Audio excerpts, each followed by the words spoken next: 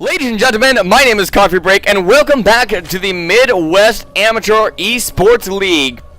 And this is going to be game number 2 between the victor from the previous game. It is going to be SpaceYeti, the purple Zerg on the top left-hand side here on Entombed Valley. And spawning crossbond is going to be his opponent, the loser from the previous game. It is going to be the orange Protoss player, Winston. So game number 1, I accidentally did offline. I meant to do it online, but I checked, it saved, it sounds like it's good to go. So there's that at least. In game number 1, SpaceYeti opened up with a 10 pool, shot 6 Zerglings out across the map, and unfortunately for Winston had laid down a 17 Nexus, was forced to cancel the Nexus, canceled the gateway at his front wall. His pylons got empowered, and ended up losing a few probes in the early game. Ended up losing a couple of pylons, lost his assimilator early on, just took all sorts of damage in the early game, and never quite was able to get back after that. I mean, it was pretty bad damage. And so what ended up happening, SpaceYeti actually went, for one of the few times I will ever condone the use of Hydralisks. Believe it or not, he went for Hydralisks because Winston had absolutely no capability of having any Colossus and any Storm Templar out onto the field. Because, I mean, he just didn't have the economy for it. He just couldn't get it. And by the time he did finally get it on the field, it was too late. Now, that being said, SpaceYeti did a little bit overmake the Hydralisk. I mean, they were like, I think it was like 30 Hydralisks versus 25 Roaches. I think you might want more like a 2/3, 1/3 balance. And I wouldn't have minded seeing Infestors in there, seeing as SpaceYeti was on 3 bases, and even up to 4 at the end of the game. But that being said, it worked. It worked. 1 Colossus was out, and it wasn't enough to be able to take it out. And once again, that is the one time I will ever condone the use of Hydralisks in Zerg versus Protoss. Is when your opponent can't have High Templar for Storm and Archons, blah-de-da, and cannot have Colossus on the field. In that case, Hydralisks are actually fairly darn good. Winston, obviously a little bit more scared this game, going to be creating a full wall-off before going for a Nexus here. So, you know, we have the Forge, Gateway, Pylon, Cannon, Gateway, Pylon. Maybe not the most efficient wall off here. This Pylon needs to be a little bit further back. There needs to be a Cybernetics core on this wall instead of a second Gateway, maybe a probe blocking this if you didn't want this to be open at all. And more importantly, there needs to be a Cybernetics core like immediately once this Gateway finishes. That's like a given for a Protoss player.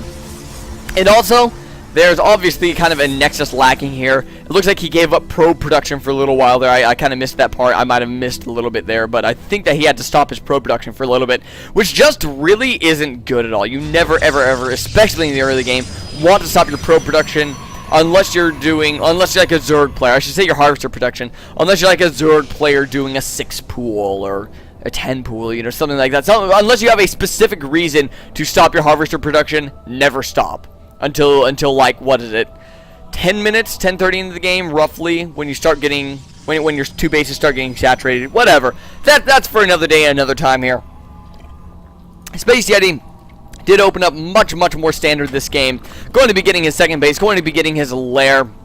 And everything's going to be looking a little bit more standard for him. Instead of doing the 10 pool, hopefully he will go to Infestors this time and not the Hydralisk, because this time he did not do any early game damage to Winston, which means that Winston will be able to get Colossus and Storm Templar in pretty much a normal timing rather than 13 minutes and 30 seconds into the game.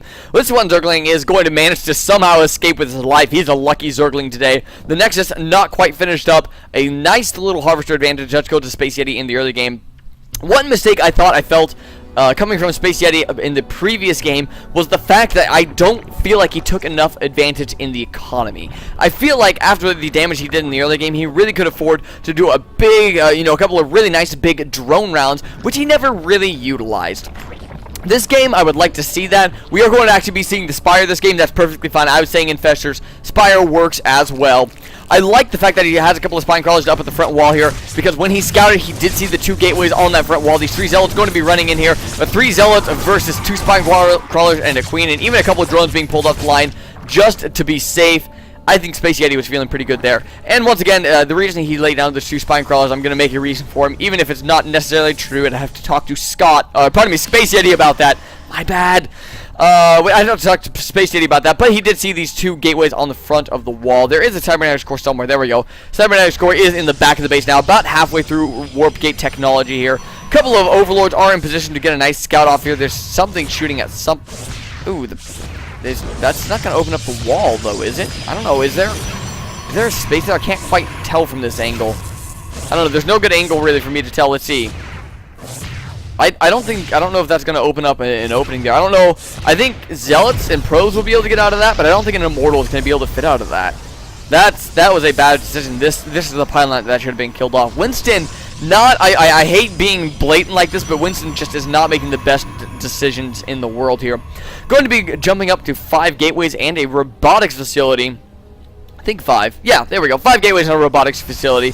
Pretty standard stuff there for Winston. Nothing special going to be happening there. 4 or 5 mulos now spawning out onto the field. Just a little bit low on the mineral count, actually. Which I almost guess is kind of a blessing. You can mine the minerals much faster than you can mine the gas here. Needs to be thinking about taking a 3rd base fairly soon, unless he's just going to be doing some sort of mutalisk all-in. But with this many spine crawlers, I mean, that's a lot of resources invested in static defense. I just feel like an all-in would not be all that great after all of this investment into those spine crawlers there. And Mutalisks maybe not the best unit to go all in with, because a quick warp into Stalkers pretty much shuts it down. That being said, Mutalisks are going to be flying out across the field now just as warp gate technology finishes. Now we're going to have to see if Winston knows about these. Okay, yes, he is going to be immediately warping in Stalkers right there next to the gateways. I think he doesn't know about the existence of these Mutalisks. A couple of sensors being warped in as well. The Mutalisks are going to be not flying into the main base. They're going to be flying over to that natural expansion wall.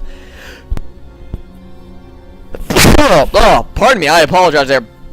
Going to be flying around near that natural expansion wall, realizing that there's not any great opening for now, and just going to kind of fly away. Doesn't want to needlessly get those kills off there. Is going to actually be scouting a pylon that's going down in the middle of the map, kind of an aggressive pylon. They're going to be able to pick that off. That's very nice there. And now 7 Mutalisks are going to be on the field. No 3rd base on the field yet for SpaceYeti. Now it's getting to the point where he really either has to get that or just do a big all-in. 6 more Mutalisks coming on the field. I think he's just kind of going for that all-in option. That being said, Winston not really in that great of a position to defend against it. There is a photon cannon going down in this mineral line here. That is going to be, it looks like it's going to be sniped by the Mutalisks here. Only a few Stalkers on the field to be able to counter these Mutalisks. That's 6 Stalkers and 2 Sentries. Guardian Shield, a very nice asset versus those Mutalisks there. Mutalisks going to be able to pick off a few probes. Going to be able to stop the cannon in the natural mineral line, which means that mineral line going to be a little bit exposed. Mutalisks trying to pick off a Stalker or 2. Not going to quite get there. Does force a Guardian Shield to be popped. That's a good victory for SpaceYeti.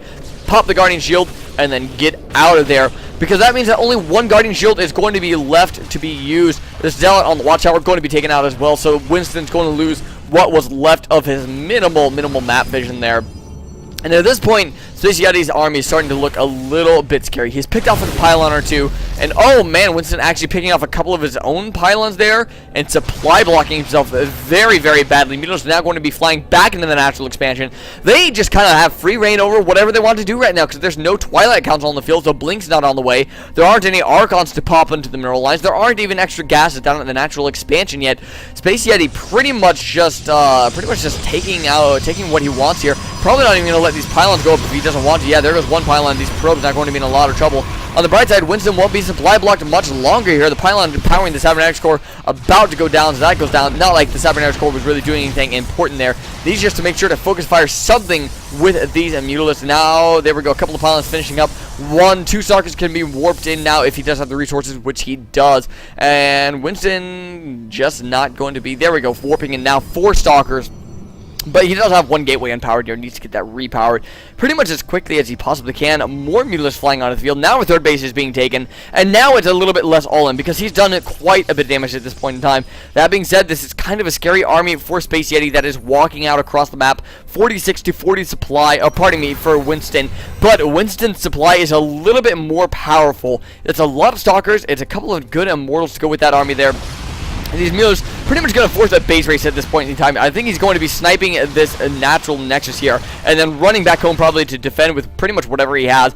Really, actually, he doesn't have much to defend with. He should know that this attack is coming, realizing that the army is not back home to help defend anymore. There go the Mutalisks now flying back home, but I don't know. It's going to be kind of a close call here. SpaceYeti is going to have to lose quite a bit at the very least. before he's really able to recover, actually buying SpaceYeti a little bit of time there by attacking Overlords for a couple seconds there. SpaceYeti going to be creating 22 Zerglings, only just now getting supply block. One more Overlord would really be a nice nail in the coffin there. A couple of Queens get taken out. Here comes the Mules flying over this army. Here comes the drones. Here comes the Zerglings. The surround on Winston's army. That's not going to go very well for Winston, I think, as there's just so much on the field. Health bars are cluttering up everything there, and we're just kind of seeing, I mean, Winston's microing the best he can, and the SpaceYeti's not really getting the surrounds, but he just has so much more, really. And if these Immortals go down, which they did, then there's really no oomph left to the army of Winston. Just 4 Stalkers left on the field to the 109 supply of SpaceYeti. That's 109 to 36 supply. Flyer attacks coming on the field. Metabolic boost just now, being researched. Metabolic boost is kind of one of those things that as a Zerg player you'll always get at some point in time, just because it's that upgrade that you kind of want. And you know, Zerglings are always that nice, you know, well crap, my army died, I've got to make something. And if you're already using, you know, your gas on Mutalisks, or if you're using your gas on Roaches, on Infestors, then you're not going to have the gas for Roaches. Here goes the last of Winston's natural expansion. The gateways now falling, they're going to be dying. And up in the main base of Winston, well, what do we have to mount to defense? 6 Stalkers and a couple of Zealots just here to withhold. The Mutalisk alone could probably take out this army. And, I mean, if the Zerglings lead the charge here, the Stalkers could potentially be focus firing the Zerglings instead of the Mutalisks. SpaceYeti, I don't know if he realizes this, but he could just annihilate this army right now. And there's really not much that Winston could do about it, but SpaceYeti actually being forced to fall back home for some reason or another. I don't know if I necessarily agree with that decision to be falling back home, but he is going to be going up to 4 bases now. He is getting the infestation pit. He's getting another macro hatchery somewhere around the map here. 12 more drones coming onto the field, and Winston, for some reason, is feeling possessed to move out of his base once again, trying to reestablish his natural expansion, getting the Twilight Council on the field, and finally getting that Cybernetics Core repowered. There's the Twilight Council sitting up at the main base there. That's probably going to be used to get Blink, but you know, what good is Blink going to do when you only have, what, 6 Stalkers here? Zealots are going to be leading the charge out across the map. That's just not smart. I mean, at this point, once again, Winston really needs to keep all his army together, especially with the fact that he knows that there are this many Mutalisks on the field. He has to know that these Zealots really aren't going to be able to do any damage, because the Mutalisks can just fly over and kill them, and there's nothing that the Zealots could ever possibly do about it.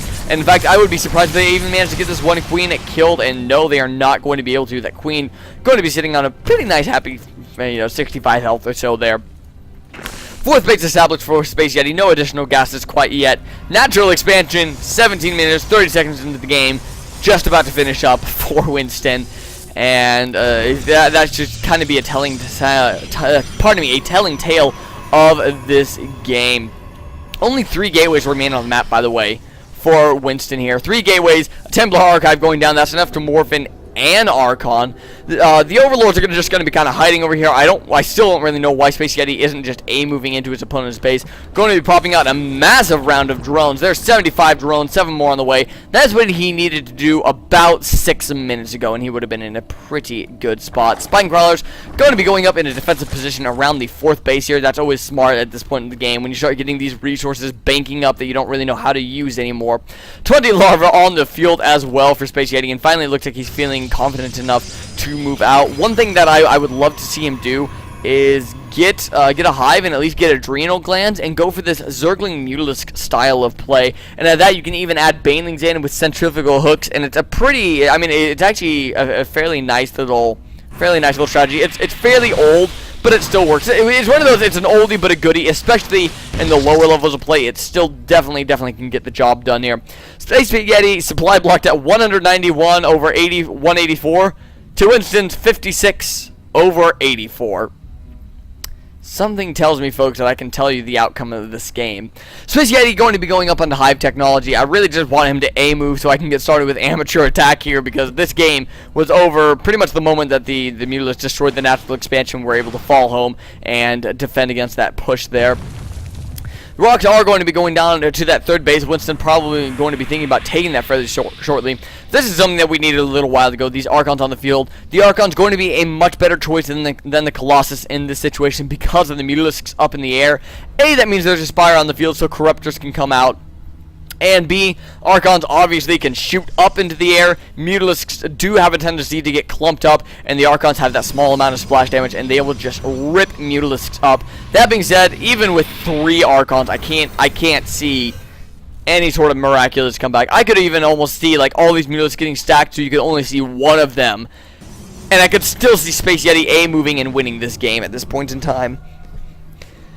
So yeah, they even have that +1 missile, +1 air attack, which is a really big deal for the bounce attack. So, you know, when the Mutalisks get that attack number 2, attack number 3 on to the field, especially when you're going into probe lines, that's when the air weapons damage level 1, 2, and 3 really start taking effect for the Mutalisks. And now, oh no, this army is just so split up. And here comes SpaceYeti getting ready to barrel down this front door. The army just kind of a little bit out of position. There's a bunch of Stalkers and even an Archon sitting awkwardly over into this third base. I don't exactly know what Winston's army's positioning reason is. I don't know at all. Looks like we might be waiting for missile attacks level 2 to finish up and a Carapace level 1 to finish up. That's just going to be a couple of seconds here before those finish up. In the meantime, up in the air, same old, how you doing, bros? How you doing? Looks like these Mutalisks are going to be coming in from the side and engaging this mineral line. Pretty much everything is going to die in the blink of an eye here, and in not too long. I mean, once again, 55 down to 55 supply already. The army's supply is 117 to 32. These Archons are going to be able to do a little bit of damage, but look at this. SpaceYeti pulling Winston's army all the way to the back. These ground units can actually just run straight up into the main base and pretty much annihilate everything if they so desired. There we go. Now going to be running in, going to actually be running over to the third base here, and now Winston's going to have to make a choice. You know, where does he want to defend? Either way, you know, it's kind of a damned if you do, damned if you don't kind of thing. SpaceYeti now going to be kind of dodging up between the natural expansion and the main base. Meanwhile, the third base is going to be under attack by these units. That is forfeit at this point in time. Archons haven't even gotten a shot off on the Mutalisks yet. SpaceYeti actually doing a pretty good job, sitting at a nice comfy 100 APM, which is pretty much that's like the ideal point that you want to be for StarCraft 2 to be able to, you know, function completely. And there is the GG from Winston. So, SpaceYeti going to go up 1-0 after week 1, and that means we only have 1 series left from MAeSL week 1. Once again, I plan to cast the entirety of week 1. Oh, there's my camera. I plan to cast the entirety of week 1, and then I will pick and choose from weeks 2 and on, unless I get a little bit of support from some other people.